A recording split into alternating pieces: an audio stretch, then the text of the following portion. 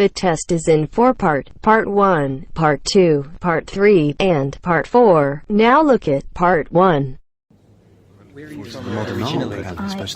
Good morning, everyone, and welcome to the museum. There are a few points that you need to remember, so before you go in, I'll just run through them. Then you can all go off and have a good time. So, first of all, you've all paid and you all have a ticket that allows you to go anywhere in the museum and includes one trip to the 3D cinema. So you need to make sure that you put the ticket somewhere that is secure but easy to find. This is partly because you'll need to show it to our staff if you decide to go out at any time. There are 2 restaurants which are outdoors, for example, and anyone who does decide to go outside should go and come back through the grey gates. Please don't use the emergency exits unless there really is an emergency. Now, I'm afraid that if you want to take photographs, you have to purchase a permit at the entrance. We don't allow visitors to take photographs of anything in the museum unless they have a permit. If you'd like a picture of you and your friends at any time, just let us know. We have a number of professional photographers who'll take a photo for you. Another thing is that you must keep everything that belongs to you with you all the time. A lot of people will come to the museum during the day. You'll probably be here for most of the day yourselves, so don't lose your wallet. And make sure you don't leave your mobile phone anywhere. It's easily done and we aren't responsible for any losses while you're here. As I mentioned earlier, you can go and see any of the films that are on in the 3D cinema. I'll tell you about those in a minute. There's also a schedule on the back of the museum guide. I suggest you get to the cinema entrance roughly 5 minutes early. It takes very little time to seat everyone, so you won't be waiting for the show to begin. Well, I think those are all the instructions I need to give you.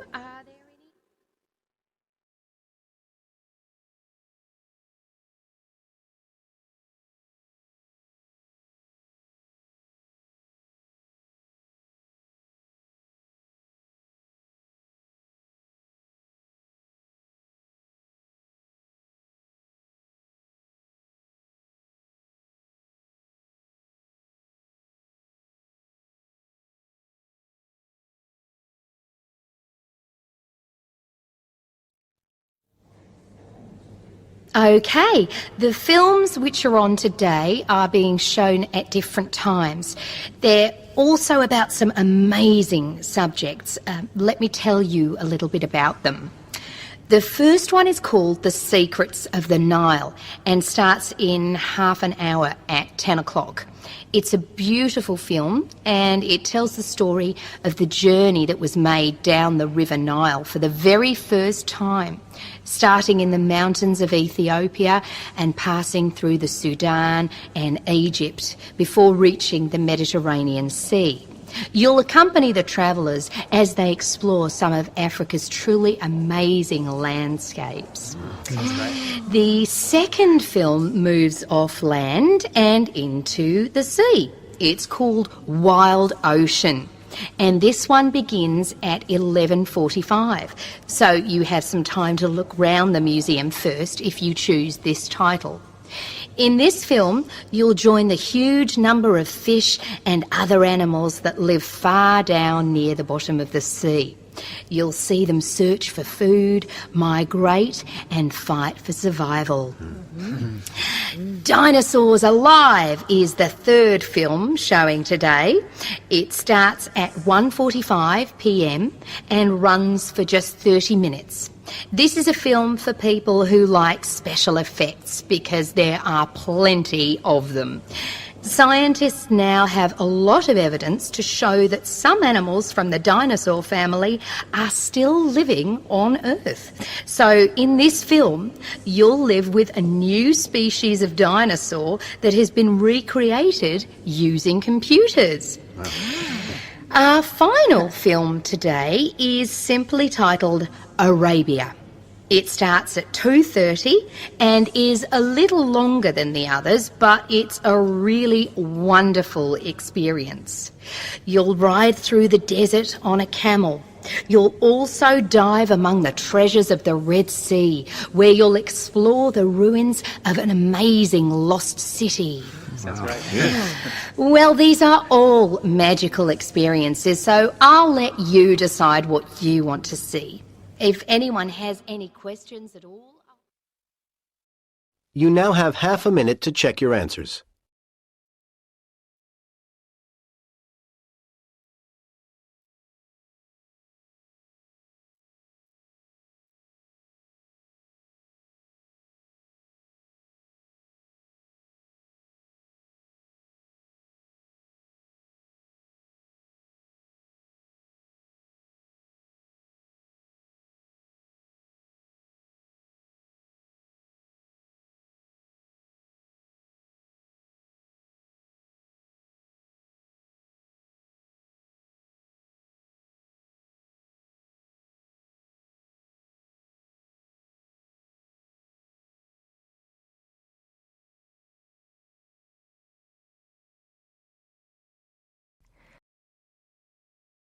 Now turns to part 2. You'll hear a talk by a security worker from Sydney Airport who is introducing the day-to-day operations of the Australian Quarantine Service. First, you have some time to look at questions 11 to 17.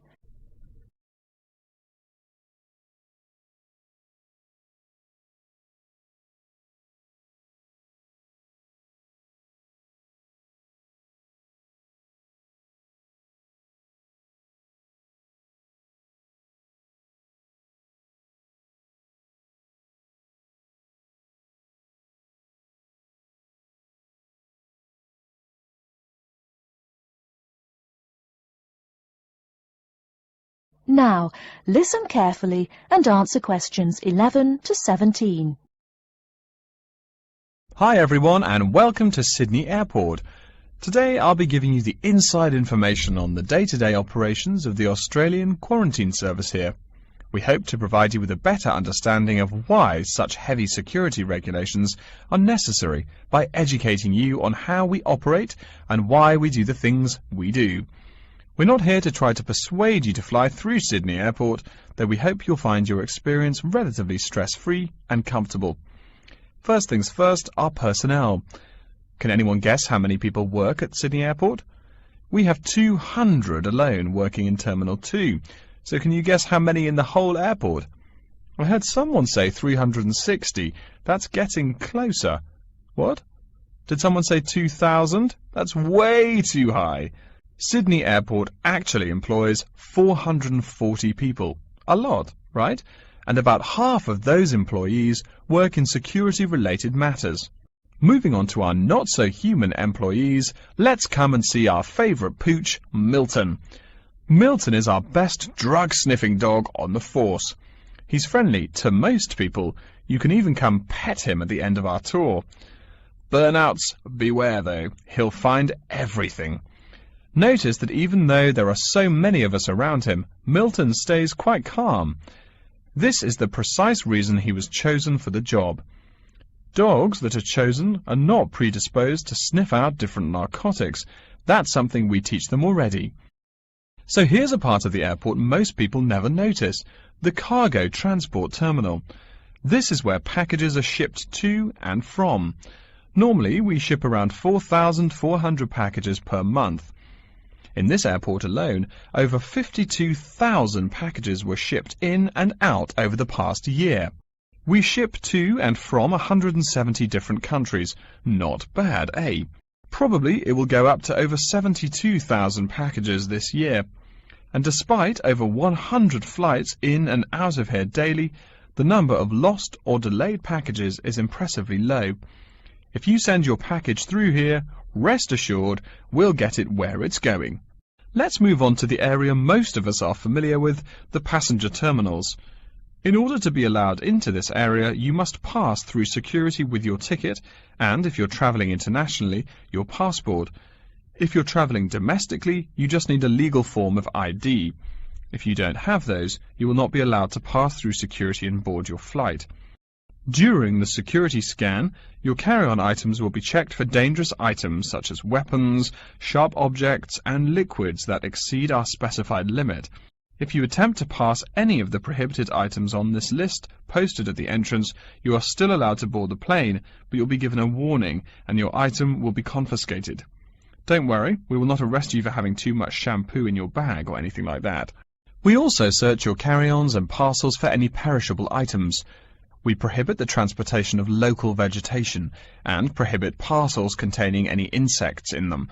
You may or may not have learnt about this in biology class, but when some plants are introduced to a new environment, they spread wildly and wipe out the current species around it. It is important to control the introduction of new plants into an ecosystem, so we must prohibit the transport of any fertile seeds. So what happens to parcels containing possibly suspicious items? It's of course something we do not take lightly here. If an object passes through the scanner that appears suspicious in any way, it is separated out for manual search by a member of our trained security personnel. If an illegal plant or simple sharp object like a pocket knife is found, it is simply disposed of in our biohazard waste containers, and the package itself is returned to the sender, or passenger if it is for a passenger flight. More serious weapons are reported to higher authorities for investigation. Before you hear the rest of the talk, you have some time to look at questions 18 to 20.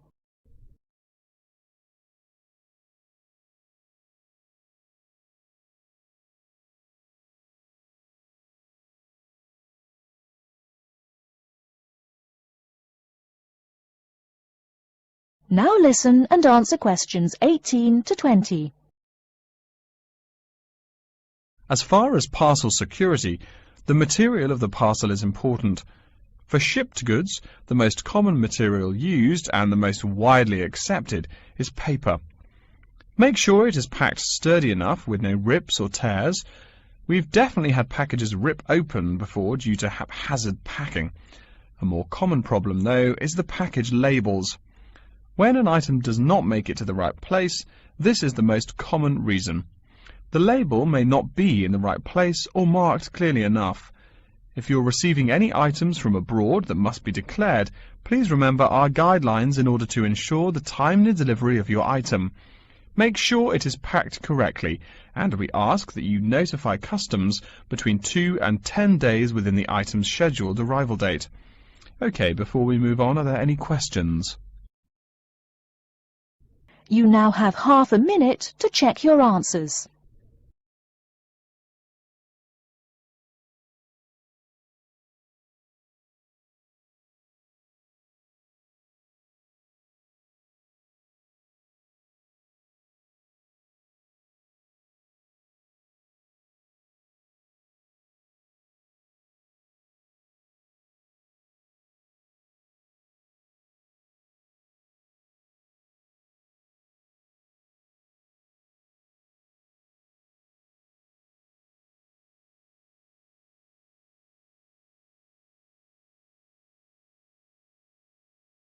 Now turns to part 3.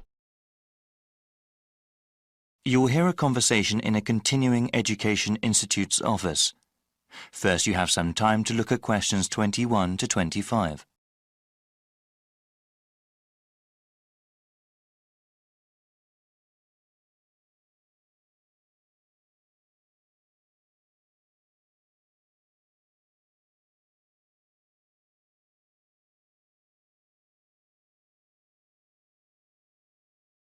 Now listen carefully and answer questions 21 to 25. Welcome. My name is Jeremy Holtz. Hello, Jeremy. I was told to come to this office and ask about your continuing education program. I'm interested in taking classes and want to know more about the program. Certainly. We have several different programs depending on your education goals and on what you are doing now.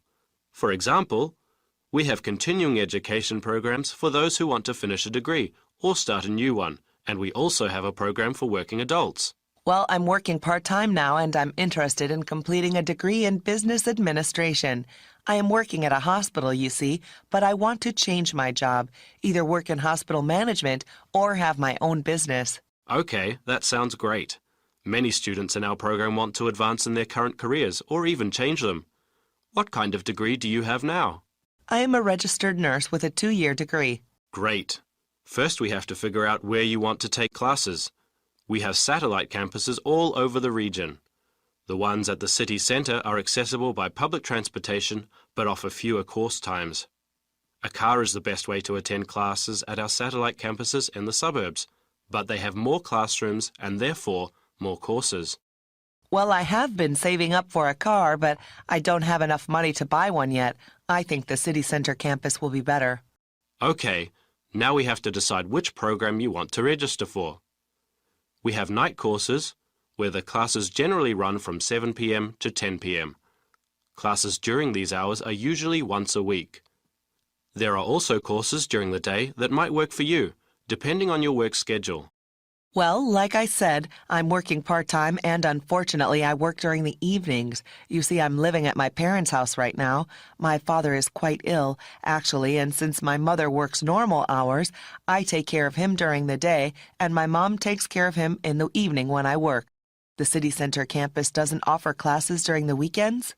No, the suburban one does, but unfortunately, there are no classes during that time at the city center campus. You know, maybe the online courses will be better for you. Do you have access to the internet? Yes, I have a computer at home. That might be the best way for you then. It's still a new program. We're still working out the bugs, but it will allow you to work part-time, take care of your father, and take classes. The completion of your degree will probably take longer, however. Before you hear the rest of the conversation, you have some time to look at questions 26 to 30.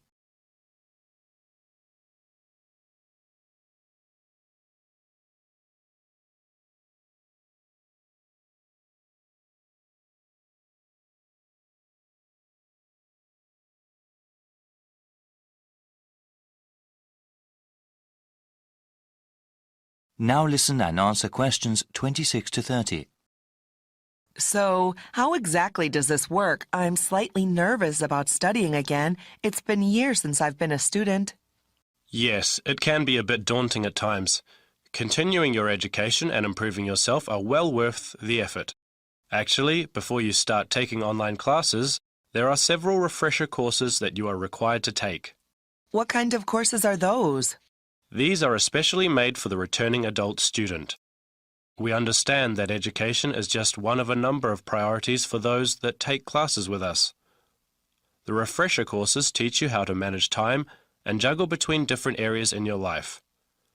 Techniques like writing down your daily schedule and ways to avoid procrastinating are talked about. Also, there is one course that reviews basic study skills, like the most efficient way to read the course text, as well as basic academic writing. I think that would be really helpful for me. I enjoyed studying when I was going to school, but I definitely need some tips on how to manage my classes along with the rest of my life. Many students I've seen are in a similar position. They have to balance both their work and family life with their education. It's not easy, but it is very rewarding for the ones that finish their education all the way through. Okay, so how do I register for the classes? You need to go online to do that. I will give you a brochure with the appropriate web address. You can choose which course modules to take online. You can go through them as time allows. There is even a place to keep track of progress towards your degree. All right. Can I ask then about the cost of the online courses? They are cheaper than classes at either campus, of course. Online, you'll see a number of different ways to pay. You can pay up front for each course module you take, or pay over a number of months. The latter method of payment will probably be better for me. Are the textbooks and other course materials expensive? No, not at all, actually. With all online courses, the relevant materials are included free of charge. They are available to download after you register. That sounds great. Thank you so much. No problem. My contact information is also in the brochure. You now have half a minute to check your answers.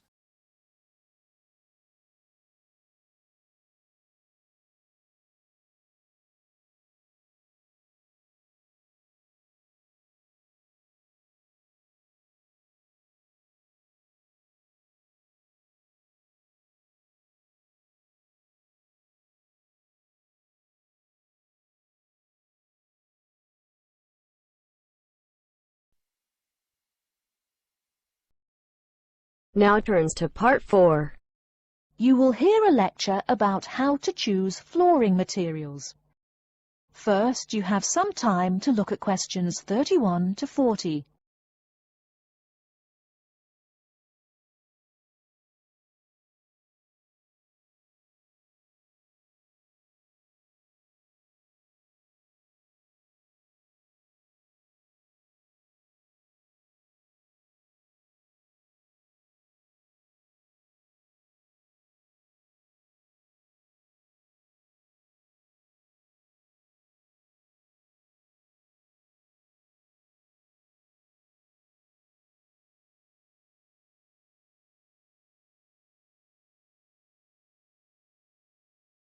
Now listen carefully and answer questions 31 to 40. We've been talking about choosing building materials in the last week. Now, a great many factors influence the choice of building materials. You can't make a house of cards, right? And people who live in glass houses and all that. Anyhow, today I'd like to say a few words about flooring. Some artificial materials can be used, like plastic for instance, which offer mixed blessings when used as a flooring surface. On the one hand, plastic is cheaper than nearly any other alternative, short of bare ground. Plastic also does not warp like wood. On the other hand, the best that can be said about plastic is that it looks like wood or stone. However, it cannot replace the real materials. As I have mentioned, I'm fixing up a new house. The decorator my wife hired told me plastic does a great job of looking exactly like plastic. Besides, it scratches easily, fades or discolors, and starts cracking within a year or two. So, if you're fitting out a sleazy hotel or plan to live in a trailer park, go with the plastic. Really though, for all intents and purposes, this leaves us with wood or stone as choices for flooring. Stone and wood are alike in at least one respect. Both go through processing before they can be put to use. Since few of us cut our own lumber or quarry our own stone, this is not perhaps a pressing concern. Still, do-it-yourselfers would do well to remember to buy only properly seasoned wood. Unseasoned wood warps, and a warped floor quickly becomes firewood, and its owner quickly becomes poorer. Likewise, except for dull-hued materials like slate or sandstone, most stone floors are polished before installation. The choice goes well beyond just wood or stone. Each type requires many further considerations. A few special remarks are called for when considering wood. For example, as always, aesthetics, personal taste and layout all play roles, as well as the type of house or room. Oh, and certainly don't forget the cost. When it comes to cost, a rule of thumb is that the softer and less exotic the wood, the lower the cost. In the US, for instance, pine is both ubiquitous and cheap. Mahogany is imported and exorbitantly expensive. If you're on any kind of budget when remodeling, it's really helpful to remember to go for the softer woods. Aside from cost, there are still lots of different factors that are important in choosing the best flooring for the job. Continuing with the example of wood, one must consider the effects of each type of wood on the mood of the room. When selecting the best wood to use, particular attention needs to be paid to its grain patterns, texture and colour. In rooms where relaxation or deep thought is the aim, say bedrooms or the study, dark, strong-grained woods are the rule. Here, the grain ought to match the furniture for a feeling of homogeneity. In rooms where activity and motion are typical, the dining room or living room, lighter, finer-grained lumber is more suitable. In such a setting, the wood grain might be useful in offering a contrast to the furniture. This leads to a feel of subconscious excitement in keeping with the room's function.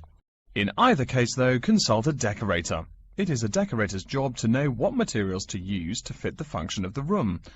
Though some things about putting together a room are subjective and based on one's individual taste, materials appropriate to a room's function are much more straightforward. A decorator takes the needs of the customer and uses a mathematical formula rather than subjective words. Since feelings vary from person to person, verbal descriptions of wood types tend to be ambiguous. You want the wood you select, not something approximate. And if you do decide to do it yourself, remember that all wood must be treated with preservatives to enhance its appearance and preserve its natural beauty.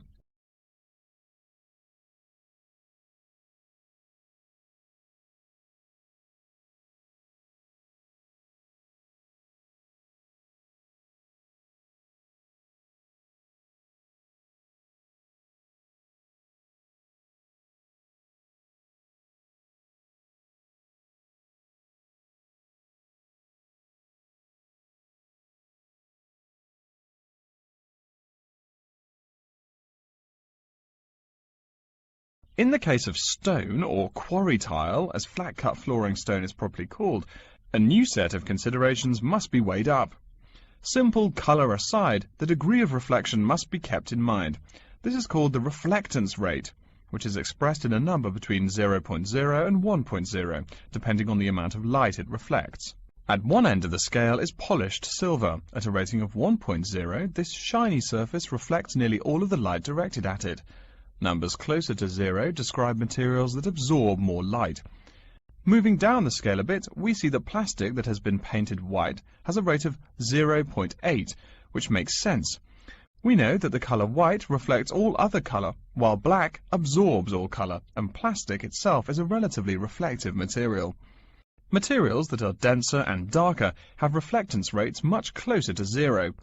The quarry tile I mentioned a while ago has a rate of 0.1. As you may know, quarry tile is generally dark brown and made from clay, so it is quite dense. Of course, there is considerable variation among types of quarry tile because of the hue or treatment of the clay during its creation. Does anyone have any guesses as to what material may have a rate of almost 0.0? We can guess most of these materials are black in colour, but plastic, wood and even stone reflect some light. One material with a rate of almost 0.0 is black velvet. The texture produces almost no shine at all. Carrara marble, despite its white hue, is actually lower in reflectivity than black onyx. In any case, the fact that tiles vary somewhat should not be forgotten. A highly reflective floor would not be suitable in a library. It would be indispensable in a ballroom, should your home be large enough to feature one. Again, a rule of thumb is that light means lively. Since form and material follow function, one should only use the more reflective materials in rooms where the cultivation and expression of energy is important. Bear in mind, too, that most types of stone cost more than all but the rarest of wood. Of course, there is no reason why some rooms of a house should not feature wood floors or other stone tiles. You can even mix the two. A room with wood panels on the walls can have a beautiful stone floor. My bedroom has white birch walls and a light blue slate floor. The place looks like a Russian hunting lodge. Remember, though, go with what feels right for you. Good taste and the laws of interior design are the homeowner's servants, not his master. It's only beautiful when you decide it is. I mean, you're the one who lives there, not the decorator, right? Okay, are there any questions?